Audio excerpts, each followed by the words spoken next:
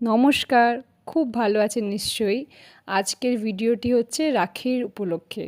রাখির দিন আমরা ঠিক কী করেছিলাম আপনাদের সাথে সেটাই শেয়ার করে নেব।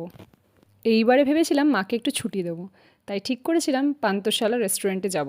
রামপুরহাটের যারা তারা তো নিশ্চয়ই চিনবেন, নতুন যেটা হয়েছে গলিতে পাশের, তো সেটাতে গেছিলাম। তো এখানে এই দেখুন মাকে করছে। আসলে বেরোনোর আগে মাকে একটু রাগিয়ে দিয়েছিলাম আর কি, তো মা বলছিল আমি যাব না, তোরাই যা। তো যাই হোক, তাতেও মা এসছে। যেহেতু রাখির দিন তাই ঠিক করেছিলাম নিরামিষ খাবো, আর তাই জন্যই ওখানে যাওয়া। তো অর্ডার দিতে দিতেই অর্ডার চলে এসেছিলো।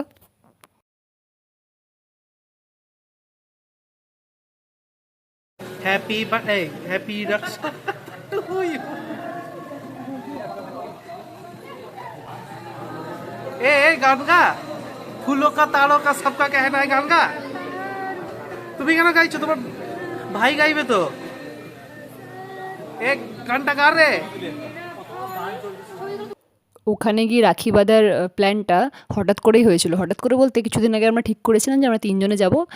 তারপরে ঠিক করলাম যে আমার বান্ধবী কাম বোন, যাকে আমার ভাইও দিদি মানে আর কি, সেও আমার ভাইকে ভাই মানে। তো আগের বছর থেকে সে রাখি বাঁধছে, আগের বছর আমার বাড়ি এসেছিলো।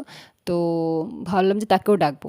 তারপরে আমার বন্ধু কাম শ্বেতার দাদা আর কি, তো তাকেও আমার বান্ধবী শ্বেতা রাখি বাঁধে, তো তাকেও আমরা ডেকে নিলাম, তাকে আর তার স্ত্রীকে। আর একজন গোপাল বলে ভাই আছে, তাকেও ডেকে নিয়েছিলাম। সবাই মিলে বেশ হই হুল্লোড় করতে বেশ ভালোই লাগে, তো খুব ভালোভাবে দিনটা কেটেছিল। এই রাখিটা 2024-এর আমার দাদা এতই ব্যস্ত যে আমার কাছে রাখি পড়তে আসতে পারেনি। আগের বছর আসতে পারেনি, এই রাখিটা পড়ছে একসঙ্গে দুটো ও ডাবল ধামাকা।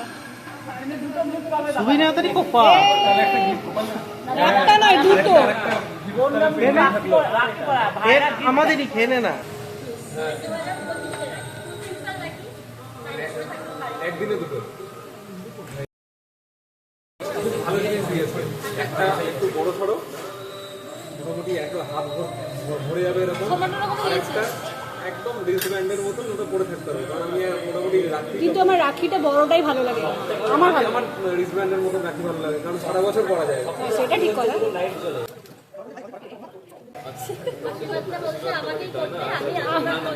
আমি সেটাই ভাবছি, এই